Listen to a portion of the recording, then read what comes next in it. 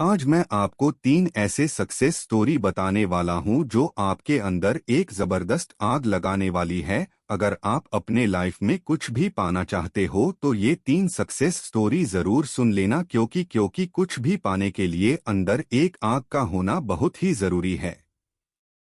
पहली कहानी शुरू होती है 30 जुलाई 1947 को, जब ऑस्ट्रेलिया में एक बच्चे का जन्म हुआ। उसके पिता पुलिस अफसर थे। छोटी छोटी गलतियों पर उसे बुरी तरह से पीटते थे, कभी बाल खींचते तो कभी बेल्ट से मारते। बस उसकी माँ थी जो उसे आगे बढ़ने के लिए प्रोत्साहित करती है। उस लड़के ने मात्र 14 साल की उम्र में जिम करना शुरू कर दिया। वह कई घंटे जिम में बिताने लगा। उसके दिमाग में सिर्फ एक ही चीज थी कि मुझे बॉडी बिल्डिंग में भाग लेना है।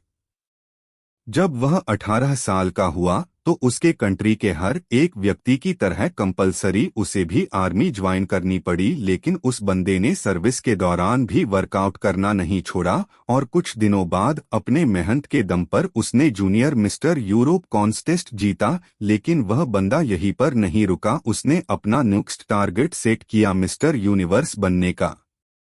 वह अमेरिका जाकर ट्रेनिंग लेने लगा और वहां पर अपने दूसरे अटेम्प्ट में मिस्टर यूनिवर्स बन गया। लेकिन वह बंदा यहां पर भी नहीं रुका, वह मात्र 23 साल की उम्र में मिस्टर ओलंपिया बन गया, जो कि एक वर्ल्ड रिकॉर्ड था। लेकिन वह बंदा अभी भी नहीं रुका।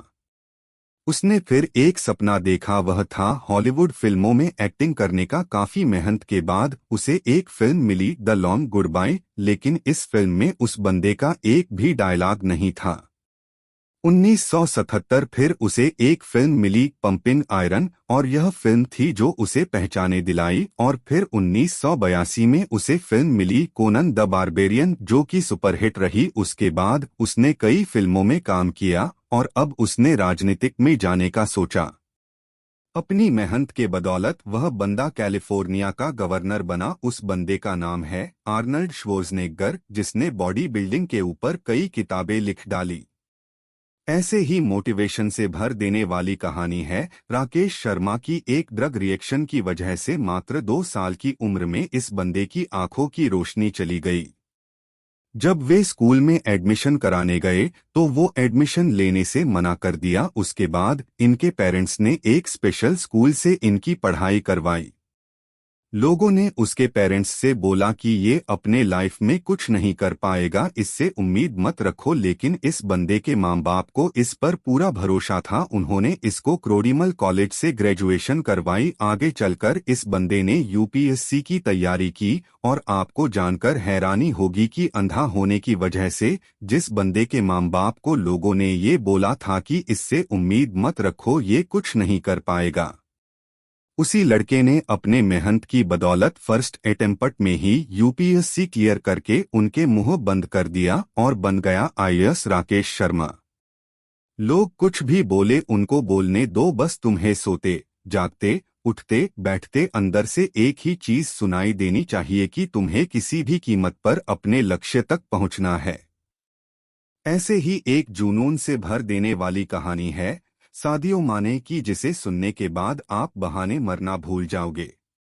अफ्रीका के सेनेगल देश के एक छोटे से गांव का लड़का, जिसे फुटबॉल खेलने का जुनून इस कदर सवार हो गया कि कचरे में से उठाए फटे जूते पहनकर वह कपड़े की फुटबॉल से प्रैक्टिस करने लगा। क्योंकि इस बंदे के पास न तो जूते खरीदने के पैसे थे और न ही फुटबॉल खरीदने के, यहाँ तक कि कभी कभार इस बंदे को खाना भी नसीब नहीं होता था। और ऐसे वक्त में यह लड़का मिट्टी खाकर अपना भूख मिटाता था।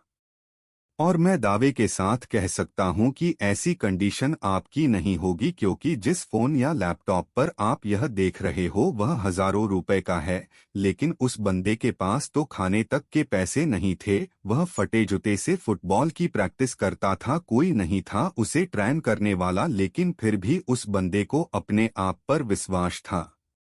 एक जिद थी कि एक दिन पूरी दुनिया मुझे मेरे नाम से जानेगी। और जब यह 12 साल का था तो इसके देश के राजधानी में फुटबॉल के ट्रायल्स हुए। उस वक्त उस बंदे के बाद वह तक ट्रेवल करने तक के भी पैसे नहीं थे।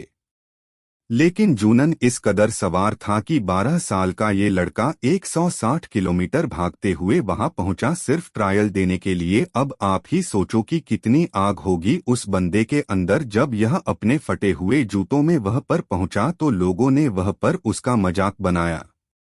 लेकिन इस बंदे के 5 मिनट के ट्रायल ने सब लोगों की बोलती बंद कर दी। उसने दिखा दिया कि फटे हाल वाला भी ये लड़का भी रिकॉर्ड तोड़ सकता है। उस वक्त कोच ने 12 साल के सादियो माने को बोला कि एक दिन लोग मुझे तेरे नाम से जानेंगे। उस दिन सादियो माने बहुत खुश था।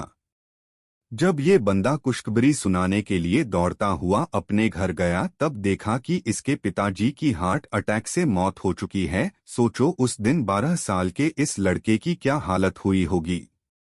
अब इसके पास प्यार करने के लिए सिर्फ एक ही चीज बची थी, वो थी फुटबॉल। उसने अपने आंसू पोंछे और प्रैक्टिस करना शुरू कर दिया। उसका प्रैक्टिस और इस गेम के लिए जुनून देखकर फ्रांस के एक बहुत बड़े क्लब ने उसे सिलेक्ट कर लिया। और आपको जानकर हैरानी होगी कि जिस लड़के ने फटे जूते पहनकर फुटबॉल खेलना शुरू किया था, आज वही बंदा दुनिया के सबसे बड़े फुटबॉल क्लब के लिए खेलता है।